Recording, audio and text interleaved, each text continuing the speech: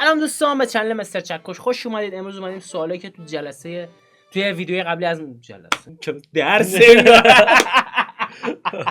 سلام دوستان به چنل مستر چکش خوش اومدید. امروز اومدیم به سوالات شما که توی ویدیوی قبلی از من پرسیده بودید جواب بدیم با سینا. او مای گاد. یعنی که آقا سوالا جواب بده.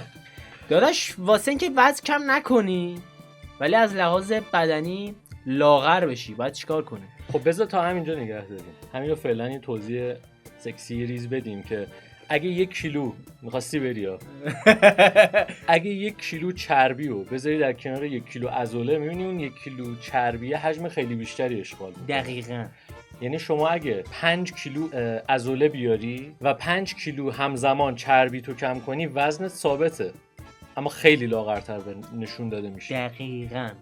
و شما زمانی که وزن میزنید پیکرتون سه‌بعدی میشه، یعنی مثلا عضلاتتون بولتر میشه، سرشونه ها، بازو، حالا کول اینا یه فرم سه‌بعدی میگیره، خط میفته روش، چربه الکت تو شکمتون میره. یعنی فکر کنید وزن رو از تو شکمتون رو بدید تو بیارید تو بازوهاتون و پشت بازوهاتون، خیلی هیکلتون خوشگل‌تر رو فرم‌تر میشه. اینجا نوشته که من خودم وزنم نسبت به قدم زیاد نیست ولی خیلی چاق به نظر میرسم. ممنون میشم جواب سوالتون. سوالت کلیه، اینجا باید میگفتی قد و وزن چقدره. من نمیتونم جواب بدم اینو، ولی به طور کلی میتونه به این دلیل باشه که چربی خیلی تو جرم یکسان با در قیاس با عضله فضای بیشتری اشغال میکنه و به خاطر همینه که چاق به نظر میاد. شاید وزنت زیاد نباشه اما چون چربی خیلی جا اشغال میکنه. بریم سوال بعدی. کاربردی ترین ورزش رزمی به نظرت چیه؟ بهترین تمرینات برای انعطاف پا. سوال اولی که کاربردی ترین ورزش رزمی تو دعوا به نظر خود من توی دعواهای چند نفر خر تو خر بوکس خوبه کلا، چون دست را دست سر بزنید. ولی توی ورزش‌های مثلا تن به تن شما ورزش‌های ترکیبی بلد باشید بهتره. مثلا کشتی مثلا بلد باشه که با بوکس، یعنی ورزش‌های مثل MMA میکسد مارشال آرت. دقیقاً. ولی خب خود MMA هم تقریبا یه چیزی مثل دعوا میمونه دیگه، فقط کله کوبیدن گاز و نمیدونم مو کشیدنی رو نداره دیگه. یعنی شما واسه هر چی ورزش‌های رزمی بیشتری بلد باشید بتونید میکس کنید توی درگیر تن به تن تسلط بیشتری دارید. ولی توی جبهه تخصصی اگه بخوام براتون بررسی بکنم مثلا بوکس خیلی کاربردیه چون دست خیلی سریع میاد و میره. شما زمانی که دست بزنید یا مثلا تا طرف مثلا تو دعوا خواهی پا رو بلند کنه یارو زده خاره بعد سریع تا بزنید. دست خیلی تنده واسه همین راه دستی که شما بزنید سرعتتون رو زیاد میکنه. ولی خب جوجیتسو تو ورزش‌های خاکی، جوجیتسو برزیلی، جوجیتسو معمولی نه، پادشاه ورزش‌های تو خاک، یعنی جوجیتسو برزیلی با بوکس معجزه میکنه. و بهترین تمرین برای انعطاف پا که کششی دیگه. سوال در مورد مکمل‌های خوب توضیح بده برامون و چقدر باید زمان گذاشت که بشه یه بدن خوب ماهیچه‌ای ساخت. خب در مورد سوال کلیه ولی من یه کلیتی رو توضیح میدم. ببینید شما توی مکمل‌ها بر اساس ژنتیکی که بدنتون داره باید بیاید برنامه بچینید. حالا ژنتیک هر نفری متفاوته. 3 تا نوع ژنتیکی داریم، یعنی اندومورف کسایی که چاقن مثل خود من، مزومورف مثل سینا که عضله‌ایه خیلی عضله‌ایه بدنش، و اکتومورف که دیدی لاغرن طرف خیلی غذا میخورن انگار همه رو میری نمیره، اونا میشن اکتومورف. افرادی مثل من چون سریع چاق میشن، من مثلا خودم تو رژیم‌های غذایی کلا کربوهیدرات و چربی مصرف نمی‌کنم چون کربوهیدرات از شاخه قنده تو هر گرمش 4 کالری داره. شاخه‌های چربی هم توی هر گرم 9 کالری داره. معمولاً استفاده نمی‌کنم ولی در صورت مگر اینکه بخوام وزن بگیرم، یعنی من وزنم بخوام ثابت نگه دارم به صورت ژنتیکی پدرم در میاد، یا باید خیلی تمرین کنم تو تمرینات خیلی سخت، مثلا یه روزایی که 400 تمرین میکنم 300 تمرین میکنم وزنم تکون نمیخوره چون تمرینم خیلی بالاست. ولی مثلا یه دفعه تمرینو ول کنم یهو مثلا 20 کیلو چاق میشم، 15 کیلو چاق میشم، 14 کیلو چاق میشم. برای همین از مکملی که خود من استفاده میکنم من همیشه توی دورهام وی و کراتین رو بلا استثنا مصرف میکنم که حجم و چگالی عضله‌ام نگه داشته بشه با وجود اینکه رژیم دارم میخوام وزنم تغییر نکنه. کسایی که مزومورف هم راحت وزن میگیرن هم راحت وزن کم میکنن، یعنی یه ژنتیک خب خیلی خوب خوددادیه میشه گفت. و زمانی که بخوان وزن بگیرن از گینر و کراتین استفاده میکنن، توی دورای کات از چربی سوزا استفاده میکنن، پمپ استفاده میکنن، افدرین استفاده میکنن و ترکیبش کنن با وی و کراتین که عضله سوزی نداشته باشن. اکتومورف هم که گینر کراتین فقط. همین رو میتونم توصیه بکنم که وزن بگیرم. کربوهیدرات رو باید به شدت ببرن بالا، مصرف کربوهیدرات و پروتئین. آبرسانی و عضله‌هاشون رو زیاد بکنن، چون عضله برعکس چیزی که شما فکر کنید بافتش از پروتئین تشکیل نمیشه، بافت عضله از آب. شما با احتباس آب که عضله میسازید نه پروتئین. و از خیلی سخت میره، خیلی سخت عضله میدن، ولی خب باز هم اونقدر که فکر کنید یعنی شدنیه، چیز غیر ممکنی نیست. ولی به طور کلی بیشترین مصرفو وی، کراتین و گینره. بیشترین مصرفی که دقیقاً تو دنیای مکمل وجود داره با اختلاف، و همونم میتونه برای خیلیا کاملا کافی باشه. دقیقاً بسته به فعالیت و شدت فعالیتی که دارن. و خب یه مشکلی که دارن ورزشکارایی که به صورت غیر حرفه‌ای ورزش میکنن، یه اشتباهی که براشون یعنی یک سوء تفاهمی که پیش میاد فکر کنن لزوما باید دارو بزنن، ولی نه، شما تو مدت زمان زیاد میتونید یه بدن خوب بسازید. بدن خوب، بدن اونی که تو فیلم‌ها میبینید نه. یعنی اگه یک نفر میبینید یه بدن تو 3 بعدی یا 4 شونه فلان، دارو میزنه، شک نکنید. توی رشته‌های مختلف از دوپینگ‌ها استفاده میکنن، شکی نیست. و توی تاریخ المپیک هم برید نگاه کنید، گندش دونه دونه داره در میاد که استفاده میکردن. یعنی از آرتور تایمازوف و این گادیسوف که تو کشتی و اینا همه دوپینگاشون دونه دونه داره در میاد. حتی کاروان کشتی روسیه هم توی المپیک سری قبل کاروانشو حذف کردن، ورزشکاراش با پرچم المپیک بود. با پرچم المپیک اومدن. المپیک هم چیزی بود. آره یه همچین پرچمی اومدن سایر بازیگران مسابقه دادن. سعی کنید گول دارو رو نخورید هیچ موقع، چون عوارض به شدت بالایی داره. اگر ندونید حتی اگر میخواید استفاده بکنید حتما زیر نظر پزشک متخصص مصرف بکنید، چون با توجه به ژنتیک. و منظورت هم از دارو داخل پرانتز چیزای تزریقی و هورمونیه دیگه. آره استروئیدهای آنابولیک، داروی آنابولیکی و این همین. خب بریم سوال بعدی. سلام، من میخوام هنرهای رزمی رو شروع کنم، داخل پرانتز جوجیتسو اگه میشه راهنمایی کنید. شما میرید گوگل میزنید باشگاه جوجیتسو، میرید باشگاه ثبت نام. سوال من تقریبا به هیچ ورزشی علاقه ندارم، ولی دوست دارم که بدن قدرتمندی داشته باشم، ولی خب به ورزش خاصی علاقه ندارم.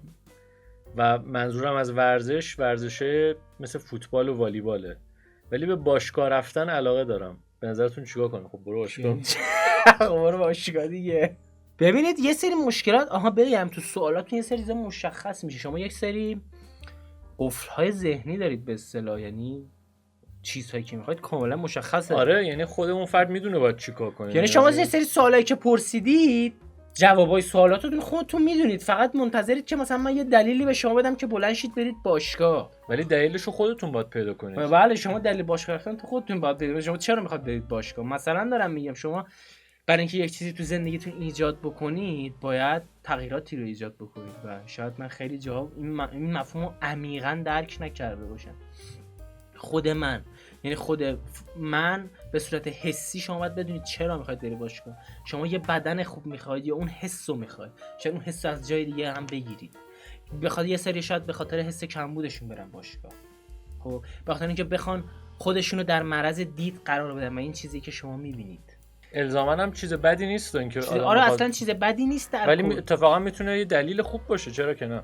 ولی بدونید هر چیزی هزینه‌ای داره. یعنی شما بخواید یک حسی رو بگیرید باید یک چیزی رو، انرژی رو برید وقت بذارید، کار بکنید، زمان بذارید برای این کار، توش تلاش بکنید و نتیجه بگیرید.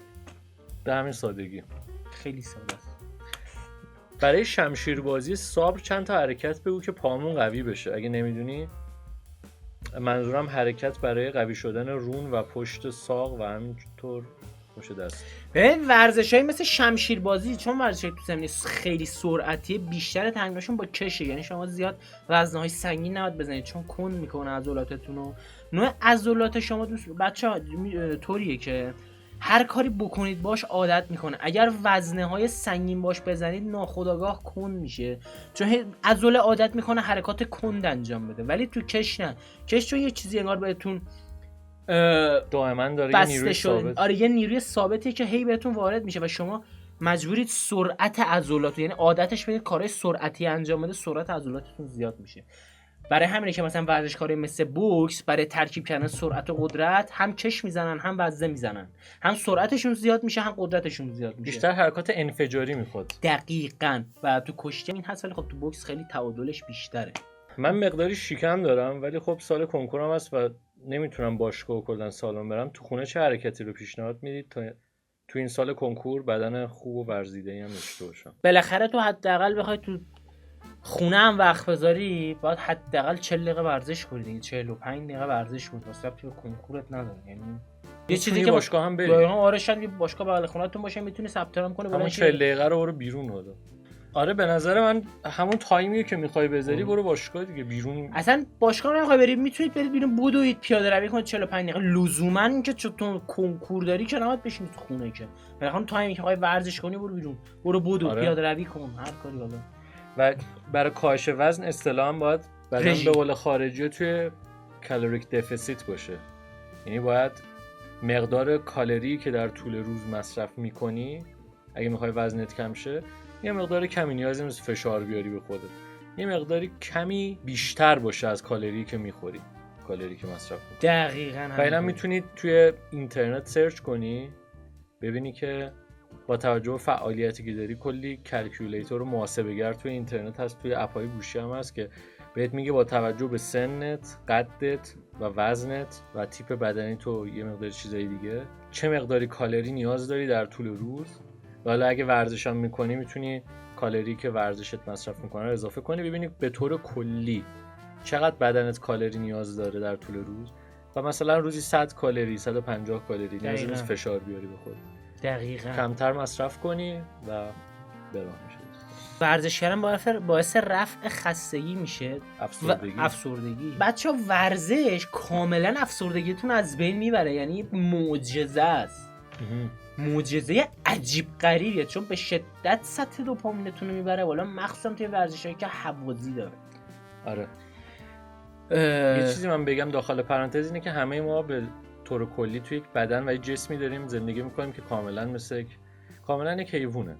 خودتون رو با حیوانات مقایسه کنید میبینید حیوانات 2 تا چشم دارن، پستان دارن، مثلا ما هم همینطور، دماغ، دهن، بینی. دقیقاً. دماغ و بینی دوبار گفتم. ولی ما هم جسم داریم، نیاز به آب داریم، نیاز به غذا داریم و هر حیوانی که توی طبیعت زندگی میکنه رو با انسان به طور کلی مقایسه کنیم با انسان مدرن میبینیم که ماها به شدت بی‌فعالیتیم، کم فعالیتیم از نظر فیزیکی و همین خودش باعث افسردگی میشه. موجودات دیگه دائما در حال حرکتن، دائما در حال تحرکن و توی حالت تعادل جسمی که دارن. حالا ما روح و روان هم داریم علاوه بر این جسممون و اگه فعالیت نداشته باشیم بدنمون درست کار نمیکنه، اون هورمون ها تعادلش به هم میخوره، سازوکار بدن به هم میخوره و ما از تعادل خارج میشیم، هم از تعادل جسمی که میشه بیماری جسمی، هم رو ذهن و روانمون تاثیر میذاره اون هورمونا و از تعادل روانی هم خارج میشیم و افسردگی اونجوری است. دقیقاً.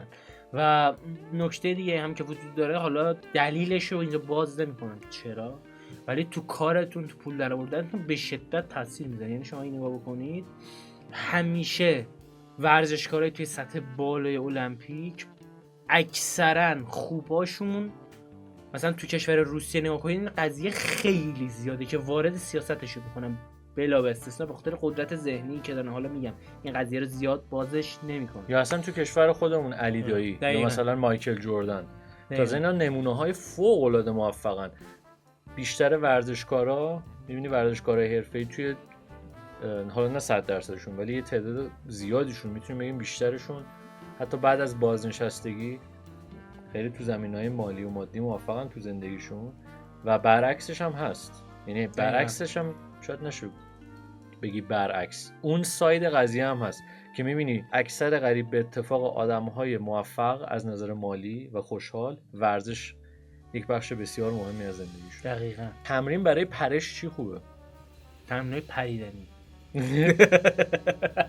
ببینید پرش هم اکسپلوسیو دیگه، یعنی حرکت انفجاریه. ببینید جواب سوالاتون، یعنی یه جوری به اصطلاح بگم شما خودتون جواب سوالاتون رو میدونید، خب فقط آدمات منتظر تایید دیگران میگردن. ورزش خیلی معقوله ساده‌ایه. شما برای اون کاری که میخواید بکنید قوی بشه، مثلا اگه بخواید پاتون قوی شه باید تمرین پا رو بزنید. اگر میخواید پریدنتون خوب شه باید زیاد بپرید. تمرینی که در قالب پریدنه، مثلا وزنه بگیرید بپرید، هالتر بگیرید بپرید، کش به خودتون بگیرید ببندید به پاتون، شروع کنید پریدن. هم تمریناتو با استفاده از خلاقیتتون شبیه سازی کنید، چون این حرکات فکر کنید از کجا اومده، یکی خلاقیت داشته دیگه. مثلا فلانی می‌خواد ببینه من چیکار کنم پریشم بهتر شه، این حرکاتو اختراع کرده، خوشو در معرض فشار قرار داده که تو حالت عادی بهتر عمل کنه و این اتفاق میفته. یا مثلا میخواید جلو بازو قوی شه، باید جلو بازو بزنید. حالا مثلا میخواید این ورش قوی شه، باید حرکاتی بزنید که رو این ور فشار میاره. باید یاد بگیرید از زوایای مختلفی مثلا دقیقاً عضلاتونو پرورش بدین. جزئیات داره فقط ولی کلیتش معلومه.